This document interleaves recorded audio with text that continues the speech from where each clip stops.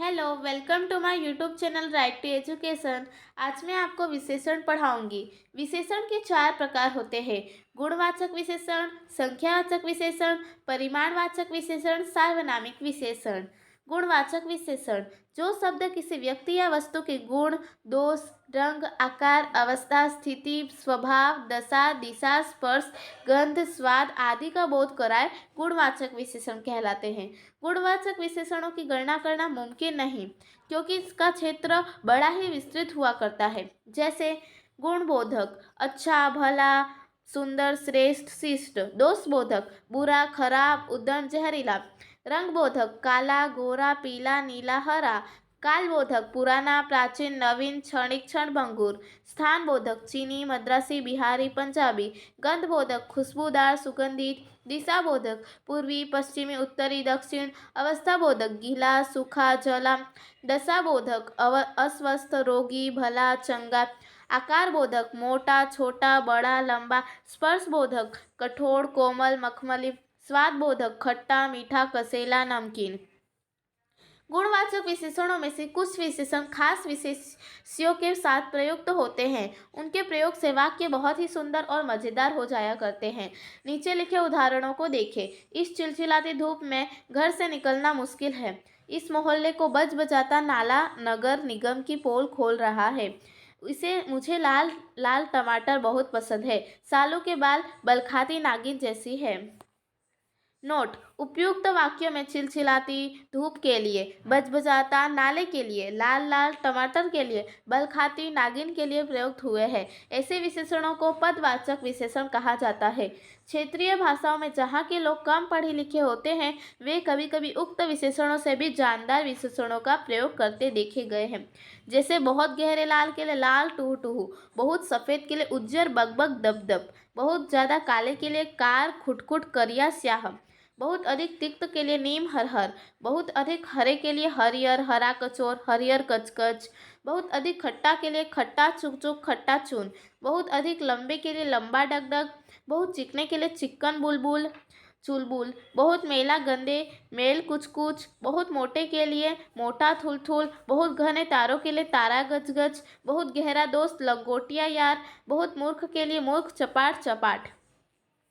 नीचे दिए गए विशेषणों से उपयुक्त विशेषण चुनकर रिक्त स्थानों की पूर्ति करें।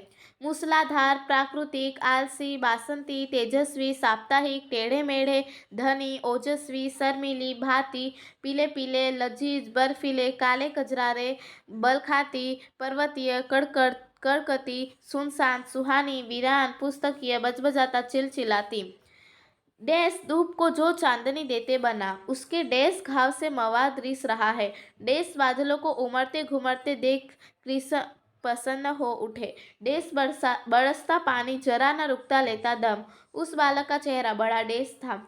आज माँ ने बड़ा डैश भोजन बनाया है। कई मोहल्लों के गलियां बच्चों के बिना डैश हो गई। डैश प्रदेशों की यात्रा बहुत ही आनंदप्रद होती है।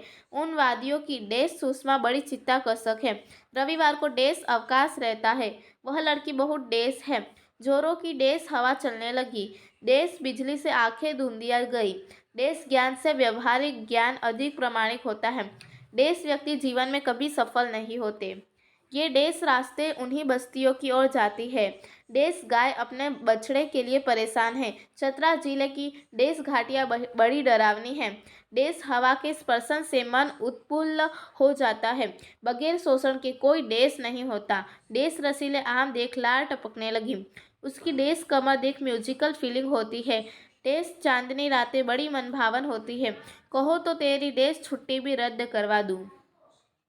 संख्यावाचक विशेषण वह विशेषण जो अपने विशेष्यों की निश्चित या अनिश्चित संख्याओं का बोध कराए, संख्यावाचक विशेषण कहलाता है। जैसे उस मैदान में 5 लड़के खेल रहे हैं। इस कक्षा के कुछ छात्र पिकनिक पर गए हैं।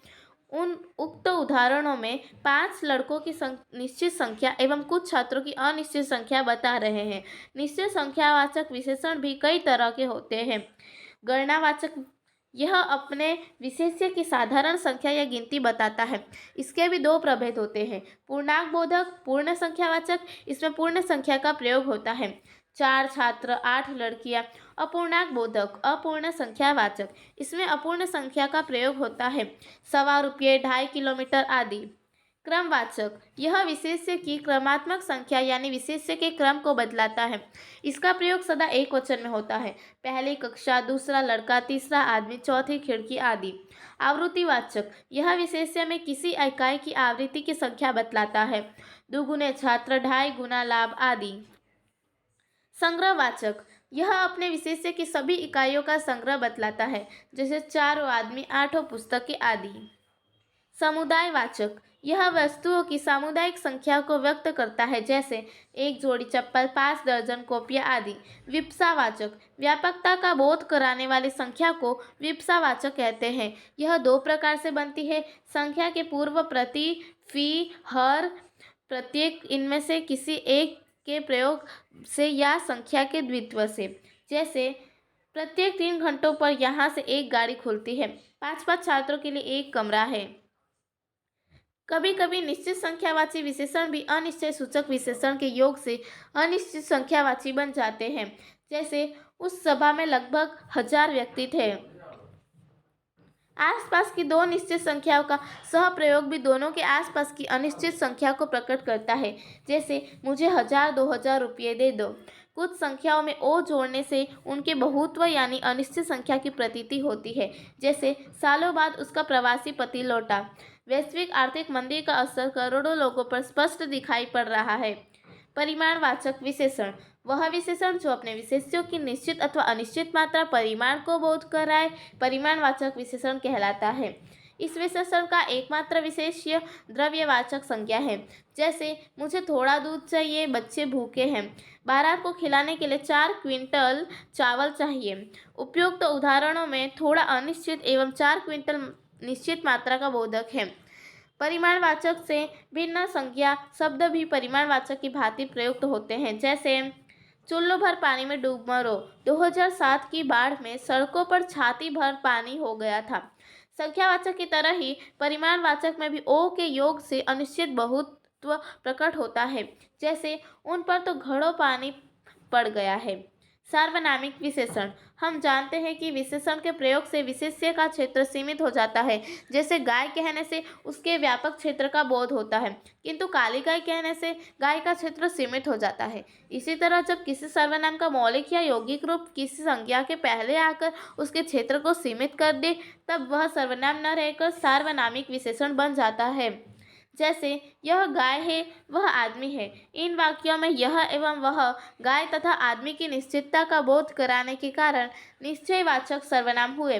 किंतु यदि यह एवं वह का प्रयोग इस रूप में किया जाए, यह गाय बहुत दूध देती है, वह आदमी बड़ा मेहनती है, तो यह और वह गाय एवं आदमी के विशेषण बन जाते हैं। इसी तरह अन्य उदाहरणों को देखें। वह गधा भागा जा रहा है, जैसा काम वैसा ही दाम, यह तो नियम है। जितनी आमद है उतना ही खर्च करो। वाक्यों में विशेषण के स्थानों के आधार पर उन्हें 2 भागों में बांटा गया है। सामान्य विशेषण, जिस विशेषण का प्रयोग विशेष्य के पहले हो वह सामान्य विशेषण कहलाता है।